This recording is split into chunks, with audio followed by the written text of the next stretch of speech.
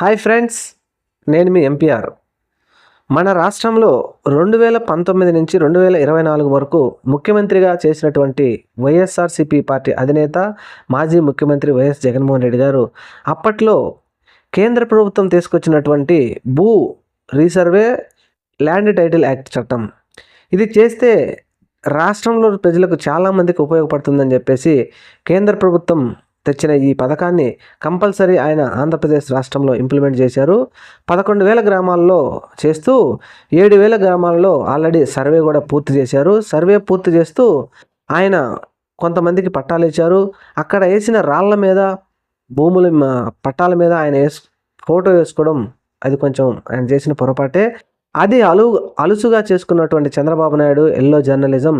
మరి ఈ చిన్న లాజిక్ ఎవరు చెప్పారో తెలియదు, కానీ మీ పొలాలన్నీ జగన్మోహన్ రెడ్డి గారు లాగేసుకుంటున్నారని చెప్పేసి ఒక రూమర్ని క్రియేట్ చేసేసి yellow media, yellow journalism, main stream media ప్రతిరోజు పేద ప్రజల నోర్లలోకి నెత్తుల్లోకి గుచ్చారు. అయితే ఒక వ్యక్తి నాతో మాట్లాడుతూ ఆయన కూడా మన పొలాలు లాగేసుకుంటున్నాడు జగన్మోహన్ రెడ్డి అనడంతో ఒకంత ఆశ్చర్యానికి కూడా గురి కావాల్సి వచ్చింది. అయితే భూ రీసర్వే అనేది ఇది ఖచ్చితంగా జరగవలసిందే. మన దేశం అభివృద్ధి చెందాలి అంటే బయట దేశాల నుంచి వచ్చినటువంటి వారు ఇక్కడ పెట్టుబడులు పెడతా ఉంటే తగాదాలు జరుగుతున్నాయి, గొడవలు జరుగుతున్నాయి, కేసులు జరుగుతున్నాయి అంటే మాత్రం ఇవి కంపల్సరీ భూ వివాదాలే. ఈ భూ వివాదాల వల్ల పెట్టుబడిదారులు రాలేకపోతున్నారు, ఆగిపోతున్నాయని చెప్పేసి ఈ రీసర్వే చేసి ఒక పట్టా కాగితం వాళ్ళ చేతిలో ఇది నీ భూమి అని పెట్టాలని చెప్పేసి కేంద్రం తీసుకొచ్చిన ఈ పథకాన్ని అందరూ స్వాగతించారు. అయితే దీన్ని దుర్వినియోగం చేయడానికి ఎవరు ప్రయత్నించలేదు, అది మంచిదే. కానీ చంద్రబాబు నాయుడు గారు గద్దెనెక్కడానికి దీన్ని ఉపయోగించుకున్నారు. దీన్ని ఆ రోజుల్లో విజయవంతంగా జగన్మోహన్ రెడ్డి గారు పూర్తి చేశారు.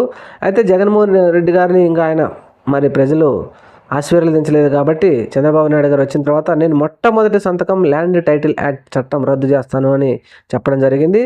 ఆయన వచ్చిన తర్వాత ఆ సంతకం కూడా పెట్టారు.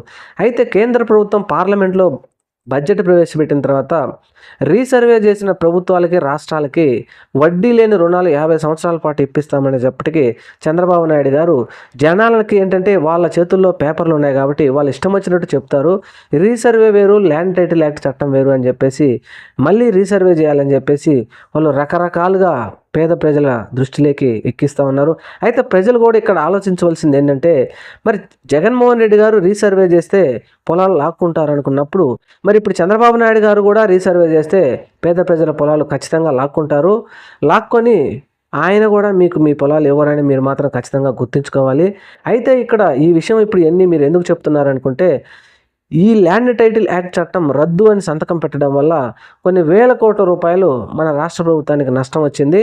దీన్ని రద్దు చేయడంతో అప్పట్లో 7,000 గ్రామాల్లో ఖచ్చితంగా పూర్తి చేసిన జగన్మోహన్ రెడ్డి గారు పూర్తి చేసినందువల్ల రాష్ట్రం నుంచి కొంత గ్రాంట్ రావాల్సి ఉండే, ఆ గ్రాంట్ను పూర్తి చేయలేదు అని చెప్పేసి వాళ్ళు రావాల్సిన 11,000 నుంచి 15,000 కోట్ల రూపాయలు అని చెప్తున్నారు. ఆ గ్రాంట్ని కేంద్ర ప్రభుత్వం ఆపేసింది. అయితే ఇప్పుడు ఎన్డీఏ సంకీర్ణ ప్రభుత్వంలో చంద్రబాబు నాయుడు గారు ఉన్నారు కాబట్టి కలిసి తీసుకొస్తే తీసుకురావచ్చు, కానీ పేద ప్రజలను మోసం చేయడంలో మాత్రం చంద్రబాబు నాయుడు గారు ల్యాండ్ టైటిల్ యాక్ట్ చట్టమే కాదు అన్నిటిలో వారు ఇచ్చిన హామీ అన్నిటిలో ఆయన సక్సెస్ అయ్యారు. కానీ ఇప్పుడు మళ్ళీ దానిని అదే రీసర్వే చేస్తూనే ఉన్నారు మరి ఇప్పుడు ఇది ఎంతవరకు సమంజసం ప్రజలు గమనించాలి. జగన్ ఉండుంటే ఇలా జరిగేదా అని చెప్పేసి మీరు ఒకసారి గమనించాలి. Thank you. మన ఛానల్ని మాత్రం తప్పకుండా సబ్స్క్రైబ్ చేయండి, లైక్ చేయండి, కామెంట్ చేయండి.